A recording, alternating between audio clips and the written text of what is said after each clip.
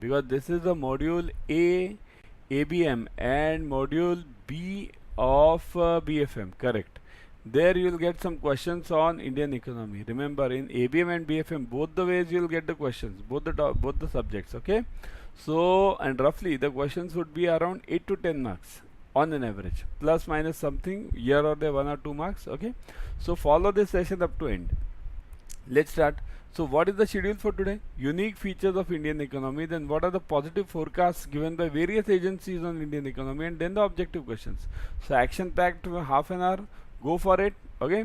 Firstly, I would suggest download Adda247 app on your mobile. Also join our Officers Adda247 YouTube channel. On this app you will get the study material, video lectures, live classes, plus notes, plus test, whatever you name it, you have it. Don't go anywhere else, okay. Join Officers Adda247 and download this app fast, okay. If you think education is expensive, try ignorance, right? Means try to ignore education, and then you will see what you repent in life, okay. So that's why the positive part in this is never ignore education. Let's start. Here we are coming with this this promotion is going on. Use this promotion as much as possible. See this, I am promoted. Many of you might have been promoted in the banks or got some increment, so use this. This is a basically felicitation for all you guys, okay. Let's start. Unique features of Indian economy. The two positive features of Indian economy include higher rate of capital formation or investment and planned economy. Means what? Higher capital formation means huge capital formation. FDI is coming in India, FPI is coming in India, right? And planned economy. So here the planning part of India is very strong now. At least in last 5-6 years we have seen huge flows of FDIs coming in, okay. And not only FDI, even the Indian economy is growing from inside also, right? All that Make in India we are seeing. See the advantage of Make in India, which you have seen during COVID situation. We have supplied the mask to various countries, right? At once we were just the recipients, now we are the suppliers. During the time of independence, one of the major problem with the Indian economy was deficiency in the capital stock, land, machinery and savings, okay. So that is not a problem now. Our growth is driven by domestic demand, both consumption and investment. Remember, one important good feature about India is major of our economy is local driven. Means our consumption is always happening. Whatever products are produced, they are consumed within India because of the population, okay. Now the population, which was a liability few years back, now it is becoming the asset because of the education level, okay. Consumption and savings are well balanced. Given the right balance between the domestic consumption and savings on one hand, and infra bottlenecks in major areas on the other, India is essentially a supply constrained economy. Always we have been a supply constrained economy. Means we always were a demand economy, right? But nowadays we are changing. It was supply constrained, somewhat we are changing now, because look at the wheat production in India. Look at all the vegetables production in India. We are the excess suppliers now, okay. Then we come to positive features. Demographics of India are favorable. Means India still has a positive birth rate, meaning the size of the workforce will continue to grow for the foreseeable future. Unlike China, here our growth rate means population in India has become an asset now. It's not a liability anymore, okay, because majority of the Indians are within the range of 35, okay. So that is a positive part for India.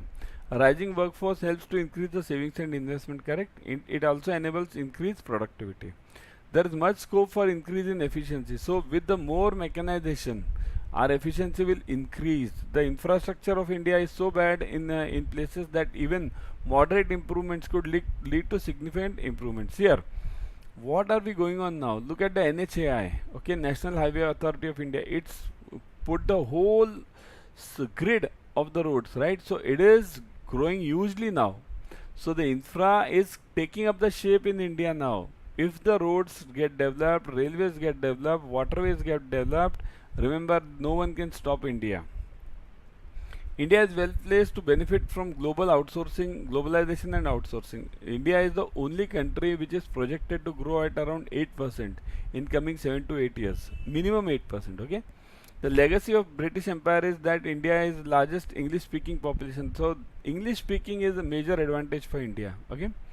For labor intensive industries like call centers, India is an obvious target. But obvious. Education. India is relatively high level of relatively high level of literacy for for average GDP per capita levels. The right to elementary education has helped literacy rise. So remember, education is becoming the primary factor now, and if the education is well, means in education increases, the population of India will be an huge asset for the world, not only for India. Okay. Positive growth forecast. So recent study from Goldman Sachs has forecasted that India could grow at a greater than 8% until 2030. Right? So it's a huge positive sign. However, it's worth noting that this assumed Indian would make several supply side policies such as labor market deregulation and improvements. Right? So these deregulations have to happen. Means, what do you mean by deregulations here? Our industries need to come out of the government Raj system. Of course, many of 90% has gone now. Everything is online. You check out the industries, you ask any industry personnel, he will tell you that 90% of the central government schemes are online. Everything is online now. Okay. Even the GST is paid online, even the taxes are paid online, or everything you have to complain about somebody online. Okay. So that's why this system of online will help India grow hugely. Comparative advantages in labor intensive industries, like because huge population, so huge demographics, so India will definitely benefit from the liberalization of free trade in the recent years. It has benefited, and future also. Future is, remember, it's for India only. Largest car producer. Look at this part. Car producer means we are not only petrol and diesel car makers now. E-vehicles. India is becoming the major hub for e-vehicles. Okay, India is one of the world's leading producers of small cars or mopeds, making it one of the biggest car producers in the world. So remember, we are in e-vehicles. We have planned to replace all our petrol and diesel vehicles by 2030. Okay, to e-vehicles. So this is a very positive sign. Okay, so it reduces the carbon content. It increases the carbon content, right? And also it reduces the all those gases. Okay, for greenhouse effect. Growth in new IT companies. So India has become a hub for these IT startups. These IT startups are major source of power bank, I would say, because remember, new world order will be focusing only on IT and agriculture, green content, green, everything will be focused. Even our bank loans will change now, means criteria for bank loans will change. It will be how much energy you save, how much green content you produce. Based on that, our loan processing will change within coming years. Okay. So before going ahead to the objective questions, remember we are having this 150 plus case study batch, ABM plus BFM plus retail. Go for it. All the case studies. Remember, for CIIB, ABM and BFM, you have 12 case studies of 5 marks each. For ABM, 12 and BFM 12. So 60 marks. 60 marks is passing or failure is decided by 50 marks. So even if you attend this case study batches, you will definitely clear this, clear CIIB. Okay. And remember, once you are through in the case studies, these one-liners are very simple. So what do we give over here? 20 plus hours of 2-way interactive live classes specially designed for CIIB July 22 exam, master revision for last batch, last minute preparation. Recorded videos are available starting from June 20th. How to use this code? Use this. I would always suggest use this code, because why? You'll get a discount over here. And what are the timings? Timings are also 6 AM. So they are the best ones. Okay. Okay. Attracting more FDI. The FDI is more important for financing India's current industry. Every country in this world needs FDI, not only India. Okay. The more FDIs we have, the more we can grow. Okay. We are using other person's money and doing a development. Remittances. India is an important segment for workforce working overseas, right? So Middle East. Majority of our persons means in Middle East who are working are Indians. Okay. So remittances is a major source of income. So let's go to the objective questions now. Pick the odd man out. The choices are Brazil, France, India and Russia. Okay, this is very simple. Brazil. Understand? Anyone remembers BRICS? BRICS, right? So now we can find out. Type the answer 1, 2, 3 or 4. Fast, fast, fast, fast, fast. 1, 2, 3 or 4. Yes. Correct. Everyone is typing correctly. France.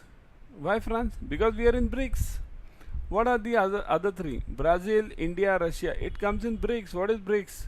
BRICS is an acronym coined for associative major emerging economies. Brazil, Russia, India, China and South Africa. These are the BRICS countries, and these are the becoming the powerhouses of the world now. Okay.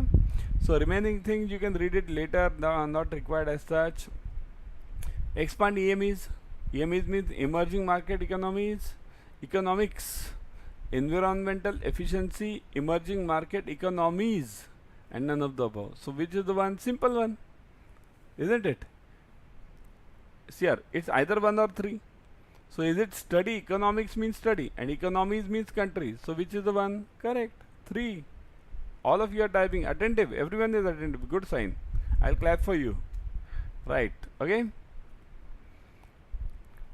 Some of the notable emerging market economies include India, Mexico, Russia, Pakistan, Saudi Arabia, China and Brazil. Pakistan is gone now from there because it's not emerging now. It was emerging few years ago, but now it's gone. Remaining everyone is emerging now. Okay. Critically, an emerging market economies transition from low income, less developed, often pre-industrial economy towards modern industrial economy with high standard of living. Okay. So we are moving from lower economy to higher economy, and India is not a underdeveloped country anymore. It's one of the major developed countries. Remember, we are in the first 5 economies of the world. First 5. Forget the days of India being the lowest economy, all that photos, old photographs, forget everything. India is now, new India has come up. Next, in context of inflation control, what is the meaning of sterilization of for foreign flow? Now, what do you mean by sterilization of foreign flows here? Simple meaning is this. I'll first explain you the meaning. By the time you also type the answer, whatever you feel right. Okay. So sterilization means what? If more funds flow come in from foreign countries, okay, then we'll have a huge supply. Then what will happen? Huge supply means that foreign currency goes down because supply is huge. So how to keep that value constant? That is known as the sterilization process. So filtering of black money, compliance with import regulations, withdrawal of equivalent of local currency to maintain desirable rate of exchange, and allowing currency trade futures. So which is the one? A, B, C or D? Fast, fast, fast. Now I told you the meaning also. Yeah, it is correct. See, withdrawing because we have to maintain the rate, otherwise the supply is huge of FDI, foreign dollars, so that dollar will fall down with respect to rupee. Okay. Which among the following rates play most important role in sucking out the liquidity in the system? Means liquidity, how to remove the liquidity? Repo, CRR, prime lending and BPLR. So yes, you'll always have a fight between A and B, repo and CRR. Okay. So which one is the best one? A or B? Fast, fast, fast, fast, fast, fast. Yes. Yeah, answer is correct. But who is, yeah, repo, if you are typing it's okay, but we want the best out of these two. It's CRR. CRR is the prime ratio for sucking out the liquidity. Repo comes later. Okay. CRR directly affects the bank. Repo affects the bond market. Okay. Reserve Bank mandates that bank to store a proportion of the deposits in form of cash so that the same can be given to the bank's customer if the need arises. The percentage of cash reserve kept in reserve vis-a-vis total deposits is known as CRR. Okay. Which of the following decides the minimum support price on behalf of Government of India? Who decides minimum support price? MSP. All that farmers agitation, all those we saw, that was for MSP. But forget, that was a negative part. The positive part is the what is MSP basically? Minimum support price. Here, if there is every farmer who puts in hard work, okay, while growing the crops, it's huge hard work and it's totally a blank game. If rains comes correctly, then it's okay, otherwise everything is gone. Even I've seen this personally. So this hard work needs to be paid off. and that paid off means it comes out through MSP. Okay, minimum support price means minimum this price should be given. So who decides it? Ministry of Agri, Cabinet Committee on Economic Affairs, Agriculture Cost and Price Commission, none of them. Quite simple answer. You can see this name only over here, right? So answer is C, Agriculture Cost and Price Commission. Minimum support price is the form of market intervention by Government of India to ensure agricultural producers against any sharp fall in the farm prices. Yes, sharp fall. Okay. So if there is a fall due to huge market huge supply, okay, so what happens in that case? The prices go down. So to support that, government comes into picture. Okay, no need to read all these things remaining part. Okay, which among the following is not a tier 1 capital? Now this is the Indian economy, so it will definitely have tier 1 and tier 2 capital, because these are the direct effects. These directly affect the banking system, which is the core of our Indian economy. So not a part of tier 1 capital, paid up, statutory, revaluation and investment fluctuation reserves. Not a part of tier 1 capital. Type fast: A, B, C or D. Paid up, statutory, revaluation reserves and investment fluctuation reserves. Which one? Yeah, correct. Correct. See, revaluation reserves, correct. It's a part of tier 2, right? Revaluation reserves are always discounted at 55%. I've taken this class separately, okay? Follow that class. In India, foreign exchange reserves are kept in the custody of which of the following? Oh, so simple. Who keeps foreign exchange reserves? Ministry of Finance, Exim, RBI and selected public sector banks. Simple ones. Who controls the foreign exchange reserves? I'll come there and kick anyone who writes Exim Bank. Okay, definitely not Exim Bank. So the answer is correct, right? RBI, because RBI is the sole custodian of all these things. Okay, FATF is an initiative of what? What is FATF? Financial Action Task Force. It is, what does it do? It decides which country is best for investment, which country is going under, means doing corruptions or that AML, anti-money laundering part. Okay. So FATF is an initiative of which countries? SAARC, IMF, BRICS and G7. Type fast: A, B, C, D. Fast. Yes, it is a initiative of, correct, G7. Okay, G7 countries. FATF is the global money laundering and terrorist financing watchdog. The intergovernmental body sets international standards that aim to prevent these illegal activities that and the harm they cause to the society. So this is basically for money laundering. Okay. So remaining things not required. As says here, now I'll just give you one hint over here. 200 countries, with more than 200 countries and jurisdiction committed to implementing them, FATF has developed recommendations or standards which ensure coordinated global blah blah blah everything. Okay, but important part is criminal activities, illegal drugs, human trafficking, that should be prevented, and that's the main task of FATF. Okay. What is the main cause of export surplus? Export surplus means what? Export, I am doing huge exports. How can I do exports? If I produce more. How will I produce more? The country's stringent import policy, developments in national and international markets, and country's export promotion value, and none of the above. Now see here, definitely not A, B or C only. National or international markets and country's promotion value, export promotion value. So B or C only. Which one do you think is the best thing, best answer? B or C? Type fast. Country's export promotion value means if I give more subsidies on exports, will I be able to do more export? No, the answer is B. Why? If there are no markets, what's the use of my subsidies? I am giving huge subsidies, but there is no market. So same thing has happened to China. China is giving huge subsidies on export, lowest cost, everything, but where is the market? European markets, US markets have slowed down. There is no market. So this is the best way, development in national and international markets. Okay. Which of the following are the central cooperative banks directly associated with? Here, central cooperative banks. So it is associated with central government, land development banks and state cooperative banks and farmers. So which of the following are central cooperative banks? Which of the following are central cooperative banks over here? Central cooperative banks directly associated with. So answer is C, state cooperative banks. Always remember the structure is district to state to central. Okay, and now we have the central government's cooperative department also, which controls everything. Okay. Okay, so these were the objective questions. Now I'll tell you how to use this code Y432. See here, this is huge advantage for you using this code. I'll show you live over here how to use this code. Okay, so let's start. One sec. Let's go to Adda247. Hold on, I'll take you live to Adda247. Okay, see this. Go to Adda247. Over here you will see on the front page itself, you will see all these exams, banking, JAIIB, CIB. In the app, if you are having the app, it's the best, I would say. See here, now click on JAIIB, CIB, and here you will see all this JAIIB, CIB. Click on CIB, CIB. Yeah, once you click on CIB, you will get this. See this, all these exams, this batches, you will get it. Click on view all.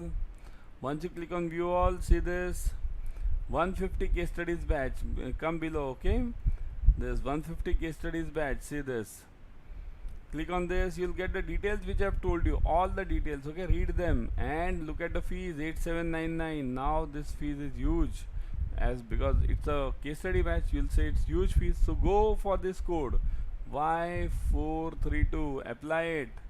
See after application what happens. See this, fees has come down to 2023, and in how many months will you recover? 1300 is the average increment, right?